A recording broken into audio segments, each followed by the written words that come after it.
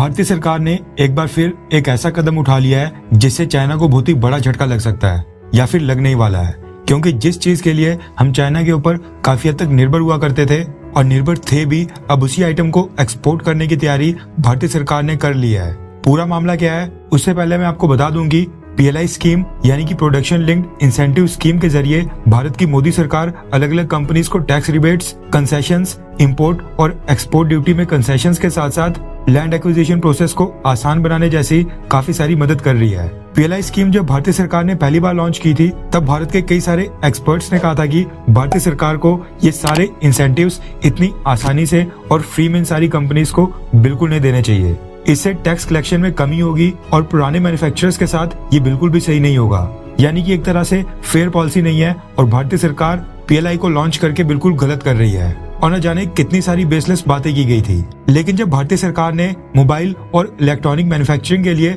भारत के अंदर पहली बार PLI स्कीम को लॉन्च किया, वो इतनी सफल रही कि अब उसके बाद नेक्स्ट फेसेस में कई सारे सेक्टर्स को PLI स्कीम के अंतर्गत जोड़ा जा रहा है और उसमें भी भारतीय सरकार को अब काफी सफलता मिल रही है। और ऐसा नहीं है कि आंखें बंद करके किसी भी सेक्टर के लिए भारतीय सरकार PLI स्कीम को लॉन्च कर रही है, बल्कि सबसे पहले उन आइटम्स को इंक्लूड किया जा रहा है जिनको हम बहुत ही बड़ी मात्रा में विदेशों से इंपोर्ट करते हैं, यानी दूसरे देशों से खरीदते हैं। और ऐसी आइटम्स को इसलिए टारगेट किया जा रहा है ताकि जो भारतीय सरकार का इंपोर्ट बिल होता है, यानी जो उनको इंपोर्ट करने के लिए भारतीय सरकार कई बिलियन डॉलर्स खर्चती है, वो भारत के अंदर ही रह पाए और वो पैसा भारत से बाहर न जाए। और साथ साथ आज की डेट में जो चाइना के ऊपर हमारी डिपेंडेंस है, निर्भरता है, वो पूरी तरह से खत्म हो जाए। ठीक इसी तरह से एक और आइटम है जिसका नाम है स्पेशलिटी स्टील। वैसे जिनको नहीं पता कि स्पेशलिटी स्टील क्या होता है और ये किस काम के लिए इस्तेमाल किया जाता है, उनकी जानकारी के लिए बता दूंगी, ये एक तरह का वैल्यू एडेड स्टील होता है। जब हम नॉर्मल स्टील में और कोई एलिमेंट ऐड करके उसके ऊपर कोटिंग या प्लेटिंग करते हैं या किसी और एलिमेंट के साथ उसको हीट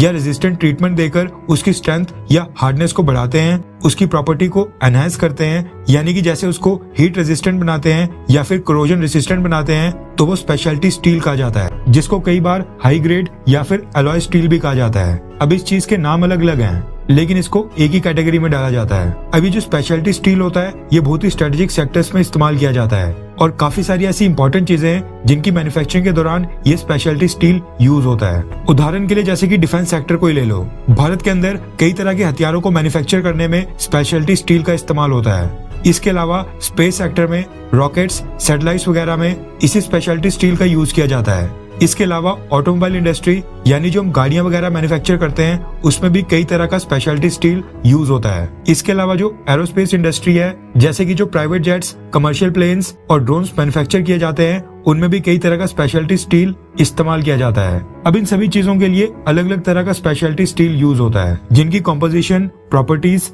हार्डनेस और कैरेक्टरिस्टिक ये सारी डिफरेंट हो सकती हैं और डिफरेंट होती भी हैं। अब जो नॉर्मल स्टील होता है उसकी प्रोडक्शन में भारत दुनिया भर में सेकंड पोजीशन के ऊपर है, लेकिन जब बात स्पेशलिटी स्टील की आती है उसको हम विदेशों और खासकर चाइना से इंपोर्ट करते हैं। अगर हम नंबर्स की बात करें यानी डेटा की बात करें तो हर साल भारत लगभग 30 से 40 हजार करोड़ रुपए यानी लगभग 4 से 5 बिलियन डॉलर्स अकेला स्पेशल ग्रेड स्टील इंपोर्ट करने के ऊपर ही खर्च करता है, जिसका 40 से 50% के करीब हमें चाइना से परचेज करना पड़ता है, यानी चाइना से इंपोर्ट करना पड़ता है। और हम इस चीज के लिए चाइना के ऊपर साल दर साल काफी ज्यादा निर्भर हो रहे थे। अब आप खुद ही सोचिए, कल को अगर भारत और चाइना के बीच कोई युद्ध की स्थिति बनती है और चाइना भारत को स्पेशल ग्रेड स्टील देने से इनकार ही कर देता है, तो भारत के अंदर हथियारों के साथ साथ कई सारी इंडस्ट्री के अंदर जो मैन्युफैक्चरिंग आज की डेट में हो रही है वो रातों रात रुक जाएगी और भारत घुटनों के ऊपर आ जाएगा। और जो भारत की इंडस्ट्री है वो भी घुटनों के ऊपर आ जाएगी, जो कि स्ट्रेटेजिक तौर पर भारत के लिए बिल्कुल भी सही बात नहीं है।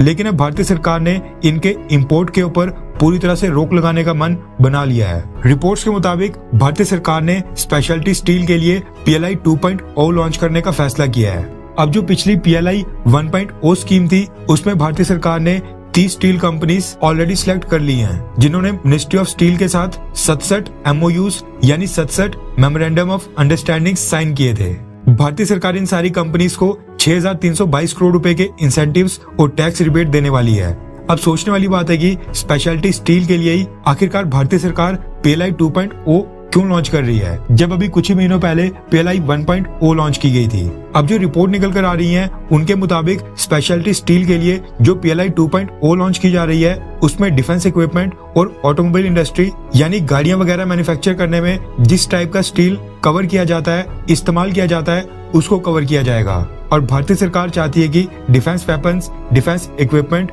और ऑटोमोबाइल सेक्टर का स्टील हम चाइना या फिर विदेशों से इंपोर्ट नहीं करें, बल्कि उसको भारत के अंदर ही मैन्युफैक्चर करें। इसलिए स्पेशली इन्हीं दो सेक्टर्स के लिए PLI 2.0 लॉन्च की जा रही है। दूसरा कारण ये भी बताया जा रहा है कि भारतीय सरकार ने जो स्पेशलिटी स्टील की PLI 1.0 के लिए जो 6,322 करोड़ रुपए का बजट रखा था, यानी जो सिलेक्टेड स्टील कंपनीज को 6,322 करोड़ रुपीस के इंसेंटिव्स दिए जाने थे, वो पूरे यूटिलाइज हो ही नहीं पाए हैं। यानी कि भारतीय सरकार इतनी सारी कंपनी सिलेक्ट ही नहीं कर पाई कि वो अपना 6,322 करोड़ रुपए का जो बजट इन सब कंपनीज को इंसेंटिव के रूप में देने का एलोकेट किया गया था, वो पूरा खर्च ही नहीं कर पाई। इसलिए भारतीय सरकार ने फैसला किया कि स्पेशलिटी स्टील के लिए PLI 2.0 लॉन्च की जाए। इसके अलावा तीसरा कारण ये भी हो सकता है कि ज्यादा कंपनीज को PLI स्कीम से जोड़ा जाना, मतलब कि भारत के अंदर स्पेशलिटी स्टील की ज्यादा मैन्युफैक्चरिंग होना। और अगर भारत के अंदर स्पेशलिटी स्टील की ज्यादा मैन्युफैक्चरिंग होती है, इसका मतलब है कि ना सिर्फ लोकल डिमांड पूरी होगी, बल्कि हम अपने स्पेशलिटी स्टील को दुनिया के बाकी देशों को भी एक्सपोर्ट कर पाएंगे और उससे भारत की कई बिलियन डॉलर्स की कमाई हो पाएगी। अब इससे एक चीज तो जरूर होगी, चाइना की जो स्पेशलिटी स्टील की मार्केट है वो काफी इफेक्ट होगी, क्योंकि जिस तरह से हमने ग्लोबल मोबाइल और ग्लोबल इलेक्ट्रॉनिक मैन्युफैक्चरिंग का एक बहुत ही बड़ा हिस्सा भारत में लाने में सफलता पाई थी, ठीक उसी तरह से इस सेक्टर में भी भारत को बहुत ही बड़ी सफलता मिल सकती है। इसके अलावा एक कारण ये भी हो सकता है कि पहले फेज में जो कंपनीज अभी तक रजिस्टर की गई हैं, उनमें से डिफेंस सेक्टर और ऑटोमोबाइल सेक्टर के लिए स्पेशलिटी स्टील बनाने वाली कंपनीज कम हो। इसलिए सेकंड फेज में ऐसी स्टील कंपनीज को टारगेट किया जा रहा है जो खास तौर पर डिफेंस सेक्टर और ऑटोमोबाइल सेक्टर के लिए स्टील मैन्युफैक्चर करें, क्योंकि ये दोनों सेक्टर भारत के लिए बहुत ही इंपॉर्टेंट है और इनके ऊपर हमें चाइना के ऊपर निर्भरता को बिल्कुल जीरो करना बहुत ही इंपॉर्टेंट होगा, क्योंकि ये दोनों सेक्टर भारत के लिए बहुत ही इंपॉर्टेंट है। और बेहतर ये होगा कि इन दोनों सेक्टर्स के लिए हम चाइना के ऊपर 0% निर्भर हो या फिर बिल्कुल भी निर्भरता नहीं हो। अब खबर ये भी निकल कर आ रही है कि स्पेशलिटी स्टील के लिए जो PLI 2.0 लॉन्च की जाएगी उसको कैबिनेट अप्रूवल मिल चुका है और कुछ ही हफ्तों के अंदर इसको लॉन्च किया जा सकता है, यानी इसकी घोषणा हो जाएगी। और भारतीय सरकार ने इसके लिए स्पेशलिटी स्टील बनाने वाली कुछ कंपनी से सजेशंस ऑलरेडी ले ली हैं, क्योंकि at the end of the day production तो स्टील कंपनीज ने ही करनी है ना। अब भारतीय सरकार को उम्मीद है कि ये PLI 2.0 लॉन्च करने के बाद भारत के डोमेस्टिक स्टील सेक्टर में 30,000 करोड़ रुपए की और इन्वेस्टमेंट आएगी और इससे भारत की जो स्टील मैन्युफैक्चरिंग कैपेसिटी है उसमें 25 मिलियन टन की और भी बढ़ोतरी होगी और भारत के अंदर इससे 50,000 नई जॉब्स क्रिएट होंगी। इस समय भारत की GDP में स्टील सेक्टर का योगदान 2% का है और मोदी सरकार इसको 2% से बढ़ाकर 5% तक करना चाहती है। अब होता क्या है कि आमतौर पर जो स्टील कंपनीज होती हैं, जब भी स्टील मैन्युफैक्चरिंग होती है तो वहाँ पर कार्बन एमिशंस भी काफी ज्यादा होते हैं। इसीलिए भारतीय सरकार ने फैसला किया है कि ये जितनी भी कंपनीज भारत के अंदर स्टील मैन्युफैक्चरिंग को स्टार्ट करने वाली हैं, ये कार्बन एमिशंस के ऊपर ज्यादा ध्यान दें और ये कंपनीज क्लाइमेट चेंज के प्रति जो इनकी जिम्मेदारी है उसको समझते हुए भारत के अंदर स्टील मैन्युफैक्चर करें। और इसके लिए भारतीय सरकार की तरफ से जो भी इन स्टील कंपनीज को मदद चाहिए होगी, भारतीय सरकार सब कुछ प्रोवाइड करेगी। एक्सपर्ट्स का कहना है कि अगर स्पेशलिटी स्टील की मैन्युफैक्चरिंग भारत के अंदर स्टार्ट हो गई तो चाइना से इंपोर्ट में तो कमी आएगी, लेकिन इसके साथ साथ और भी कई सारी इंडस्ट्रीज भारत के अंदर आएंगी और भी कई सारी कंपनीज अपने प्रोडक्ट्स को भारत के अंदर मैन्युफैक्चर करना स्टार्ट करेंगी जिनमें स्पेशलिटी स्टील का इस्तेमाल होता है, क्योंकि फिर उनको भारत में ही सारा रॉ मटेरियल एक ही जगह मिल जाएगा और उनको भारत में स्पेशलिटी स्टील को इंपोर्ट करके किसी दूसरे देश से नहीं मंगाना पड़ेगा। यानी इस एक कदम से भारतीय सरकार के कई सारे गोल्स पूरे होंगे। वैसे आपको क्या लगता है कि ये जो भारतीय सरकार अलग अलग सेक्टर्स के लिए PLI स्कीम लॉन्च कर रही है और इतनी सारी कंपनीज को कई तरह के इंसेंटिव्स और टैक्स रिबेट दे रही है, क्या ये सही फैसला है? क्या आप इसको सपोर्ट करते हैं, हाँ या फिर नहीं? नीचे कमेंट करके अपनी राय जरूर बताएं।